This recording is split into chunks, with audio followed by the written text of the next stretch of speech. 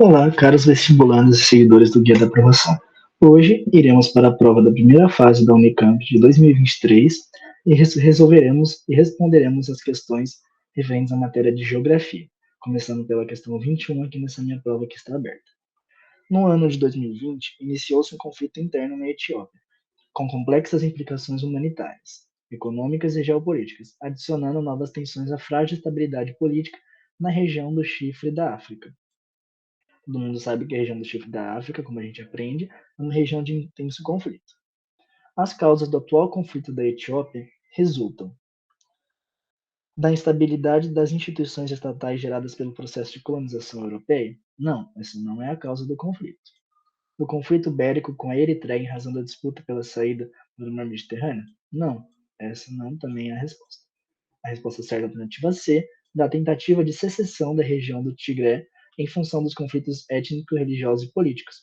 Sim, pois a região do Tigré, localizada na Etiópia, enfrenta essa situação conflituosa entre o povo do governo etíope e a Frente da Libertação do Povo Tigray, que é a TPLF, que tem representatividade política e religiosa, buscando a secessão da região. Então, uma disputa por fronteiras, pelo território, devido a motivos étnicos, religiosos e políticos e não por instabilidade de instituições estatais ou conflito bélico com a Eritreia para conseguir saída para o mar, ou muito menos da participação de interesses estrangeiros em questão de recursos naturais. Também esse não é o motivo, ficamos com a alternativa C.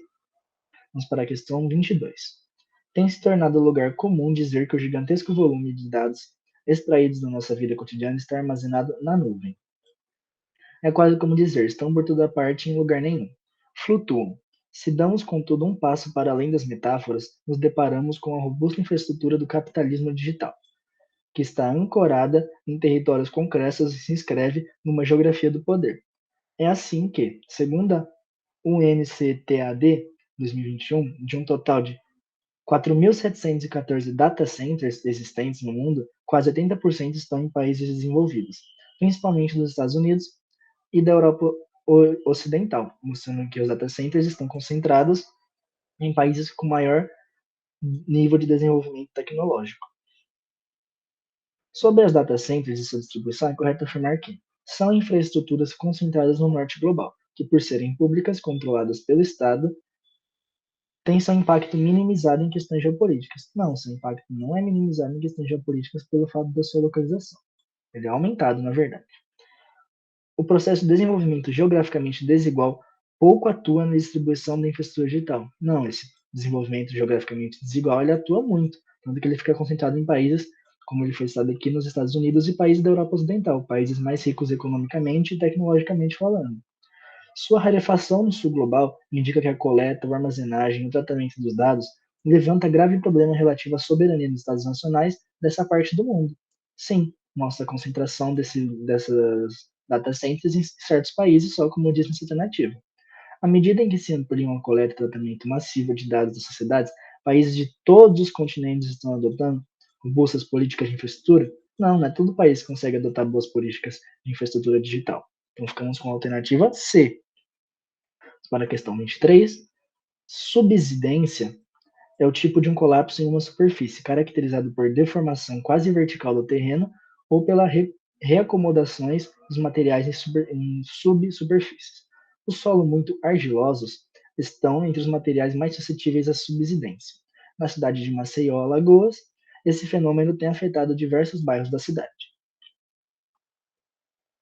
Podemos ver aqui uma foto representando o fenômeno da subsidência, que vai dando uma zona estável aqui, o terreno vai diminuindo fazendo essas rachaduras, que mostra antes da expansão e depois da expansão.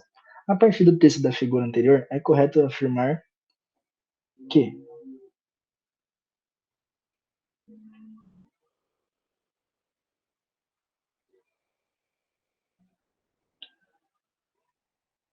Então, vamos lá. A partir dessa figura e desse texto, nós podemos perceber que ressalta-se no próprio relatório citado pela questão, produzido pelo Serviço Geológico do Brasil, os estudos mostraram que os solos de Maceió não demonstram características que justificassem os danos causados pelo processo de subsidência. Assim, para melhor responder à questão, deveria haver necessidade de se detalhar em outras características geológicas ou ambientais da área para que o processo de subsidência fosse mais bem compreendido. Então, por certa forma, podemos dizer que essa é uma questão que traz pouco detalhamento para nós e para o nosso entendimento. Nós vamos tentar responder mesmo assim, mesmo que não achemos uma resposta muito adequada. Vamos ver se alguma se encaixa melhor. A água se infiltra sem grandes dificuldades em solos muito argilosos. Por isso, o processo de expansão das argilas é permanente. Não, em nenhum momento fala que é um processo permanente. Subsidência em solos muito argilosos é um processo reversível, pois ocorre apenas nos períodos secos, quando o solo se contrai na ausência de água. A reversão acontece nos períodos úmidos. Vamos voltar para o texto.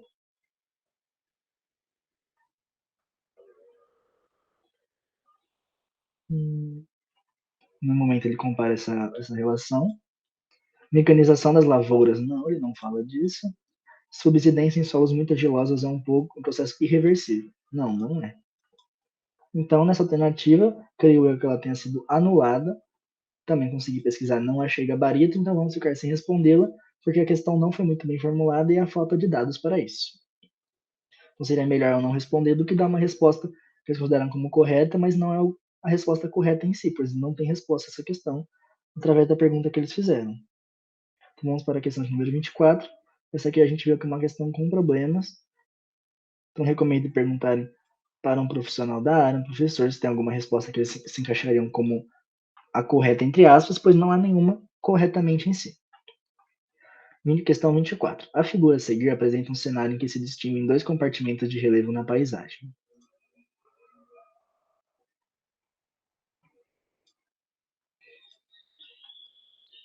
Vamos lá, temos o compartimento A e o compartimento B. Então, podemos ver que na figura, no compartimento A, aqui, podemos ver uma planície formada por sedimentos, que é resultante de diferentes processos de formação, exógenos. Na figura B, temos regiões de planalto, formadas principalmente por rochas ígneas intrusivas, que são modeladas pela ação de agentes como o intemperismo. E a planície identificada, ela também acumula materiais de origens diversas, inclusive em áreas que também têm falhamentos geológicos, como o substrato rochoso que é possível ver. No que se refere aos compartimentos do relevo, é correto afirmar que o compartimento A é uma planície formada por processos exógenos que ocasionam a acumulação de materiais de fontes diversas? Sim, então tudo bem. As planícies podem sofrer influência de falhamentos das rochas que servem no substrato no processo natural, deposicional? Sim. B é um planalto formado por rochas ígneas extrusivas? Não, elas são intrusivas. A é uma planície formada por depósitos arenosos e argilosos de origem exclusivamente fluvial? Não, eles podem ser de vários tipos de origem.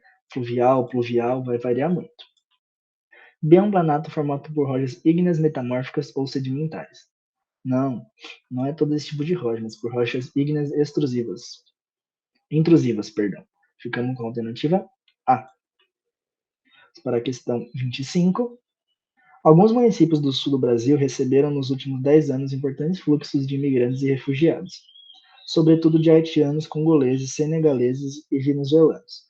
A presença desses imigrantes e refugiados em regiões de elevada especialização produtiva tem sido motivada pela busca de trabalho, um tema de imigração em busca de trabalho desses tipos de imigrantes para o sul do Brasil. Todavia, crescem registros de denúncias das precárias condições de vida e situações de xenofobia enfrentadas por essas populações nos municípios onde se instalam. Assinada a alternativa que indique 1. Região de especialização produtiva que mais tem absorvido essa força de trabalho imigrante. Então vamos lá. Temos a opção Oeste Catarinense, Oeste Paranense, Vale do Itajaí, Vale dos Sinos. Então aqui devemos lembrar que no Oeste de Santa Catarina tem destaque a indústria frigorífica, sendo que este tipo de atividade requer mão de obra numerosa e pouco qualificada, sendo então podemos ser a alternativa A. Temos que lembrar que no Vale dos Sinos se destaca a produção de laticínios. No Vale do Itajaí se destacam a produção de têxteis de confecções laticínios. Então essa relação aqui já está incorreta. Na produção carbonífera também está presente no Vale do Tubarão, no sul de Santa Catarina. Então aqui o oeste catarinense não é por confecção, mas por frigorífico, como falamos aqui, então também já se anula. E onde tem a maior mão de obra não é no Vale dos Sinos, nessa indústria de laticínios, mas sim na frigorífica, que é o principal que atrai mão de obra, e esse é o principal tipo de economia. Então ficamos com a alternativa A. Vamos para a questão 26, que mostra uma tabela dos municípios em relação à emissão de gás carbônico, a área territorial e a densidade demográfica. A tabela a seguir destaca para o ano de 2019 os 11 municípios brasileiros que mais emitiram gases de estufa causadores do aquecimento global. Conforme o total emitido em CO2 está indo do maior, do que mais emitiu aqui, para o que menos emitiu em ordem decrescente. Na verdade, não, perdão, ele não está em ordem correta, porque a gente pode ver, mas ele foi citando os que mais afetam. Essa tabela destaca principalmente, se a gente for ver, os municípios que ele destaca aqui, ó. A maioria dos municípios que destaca estão concentrados na região norte do país. Tem alguns que não são, mas a maioria é do norte. Então, cuja ampliação das fronteiras agrícolas tem elevado o desmatamento, que é causando, por exemplo, queimadas, que são as principais acarretadoras do aumento do CO2. Então, podemos ver que a agricultura, principalmente no norte, pela extensão de terras, é o que tem o maior índice de liberação de CO2, que é um dos causadores de efeito estufa. A partir da análise dos dados anteriores e de seu conhecimento, é correto afirmar que os municípios com menor extensão territorial e alta densidade demográfica foram responsáveis pela maior emissão? Não, os que têm maior extensão foram os mais responsáveis. A grande extensão territorial e baixa densidade demográfica foram os responsáveis pela maior emissão de CO2. O que se correlaciona com o avanço da mineração? Não, não é mineração, é a construção de hidrelétrica, se faz isso, é a agricultura e a pecuária, a agropecuária que estão fazendo esse aumento, a expansão das fronteiras agrícolas. A menor taxa, menor extensão territorial? Não. É graças à grande extensão territorial que tem gerado muito CO2. Como diz a alternativa D. Grande extensão territorial, baixa densidade demográfica foram responsáveis pela maior emissão de CO2, o que se correlaciona com o avanço do desmatamento e incêndio florestal. Correto. Alternativa D. Vamos agora para a questão 27. A Amazônia brasileira ganhou destaque nos últimos anos nos noticiários da mídia nacional e estrangeira face ao avanço de graves problemas socioambientais. Nesse contexto, as unidades de conservação, como as reservas extrativistas, produzidas pela Lei 9.985, em 18 de setembro de 2000, cumprem um papel importante na preservação ambiental e na proteção social. Sobre as RESEX no bioma amazônico, é correto afirmar que são áreas. Então, podemos afirmar que essas reservas extrativistas, como disse no texto, a gente tem que saber que são uma modalidade de unidade de conservação, ou seja, são áreas protegidas pela lei, cujo objetivo é a proteção dos meios de vida e a cultura de populações tradicionais, bem como também asseguram o uso sustentável de seus recursos naturais, ou seja, pode usar mais de forma sustentável. Sendo áreas assim que pertencem ao poder público, com o uso concedido às populações extrativas naturais, que dependem dessa região, do extrativismo dessa região, para complementar a agricultura de subsistência e a criação de animais de pequeno porte dessas populações, que incluem, além de povos indígenas, por exemplo, povos quilombolas, pescadores e ribeirinhos também. Então vamos agora para a pergunta. Sobre as RESEX no bioma amazônico, é correto afirmar que são áreas coletivas públicas. Não, são áreas públicas, assim como eu acabei de falar. Públicas, destinadas ao usufruto das populações tradicionais ribeirinhas para moradia e atividade econômica de baixo impacto ambiental, sim. Aumenta no entorno das RESEX a exploração de madeira e desmatamento para a implantação de atividades pecuárias. Sim, isso é um problema que tem acontecido. Vamos ficar com a alternativa D, que é a última que faltou. Públicas destinadas às populações tradicionais para residência e extrativismo sustentável. Quando autorizado pelo Estado, grandes empresas podem explorar. Não, o Estado não autoriza grandes empresas a explorarem essas regiões. Aqui na C podemos também ver, aumentam no entorno das RESEX núcleos urbanos e atividades de exploração. Não, núcleos urbanos não. Está falando que aqui os mistos de populações indígenas exploram comercialmente as riquezas existentes? Não, eles vivem da subsistência, eles não exploram para ganhar muito dinheiro com extrativismo e agropecuária. Para a questão 28 agora.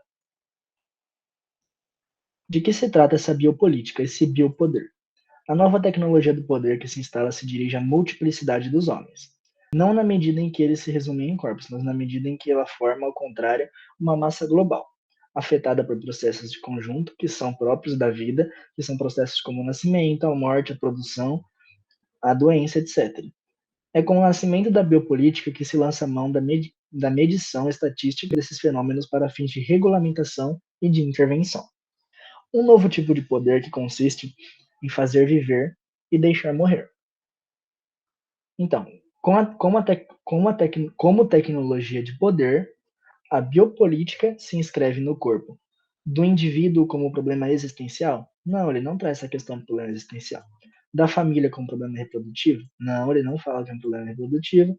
Da escola como problema disciplinador? Não, ele não fala em relação à biopolítica desse problema da escola, mas sim da população como um problema político, pois o alvo do biopoder é a multiplicidade dos homens, a qual termina por formar uma massa global, definida por médias estatísticas como taxa de nascimento, mortalidade, assim como ele diz aqui em cima. E o Estado consolida uma normalização capaz de otimizar a vida, alcançando um equilíbrio global, demonstrando o efeito da política em relação à população, que é tematizado nesse tema. E assim acabamos as nossas questões de geografia. Por favor, comentem aqui embaixo no link e não se esqueçam, comentem aqui embaixo nos comentários do nosso vídeo. E por favor, não esqueçam de se inscrever no canal e compartilhar com seus amigos. Até mais!